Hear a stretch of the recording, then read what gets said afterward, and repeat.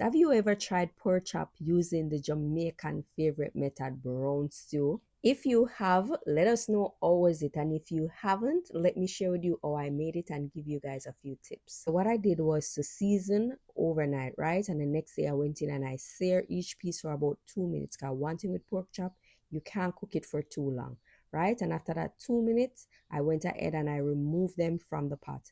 Once I remove them, I let them rest for a little because I want all that juice to stay inside of the pork, right? And then I make a rich, thick, flavorful sauce. And guys, you want the sauce to be thick and rich before you add the pork in. And then you base it because we're not cooking it for too long. You can add bell pepper if that's what you choose. And then voila, this is it. I let it sit in that sauce, I'm gonna say for about 8 minutes, and this was what it was looking like. Very delicious, guys. Thanks for watching, and I'll definitely see you guys in another one. Bye, guys.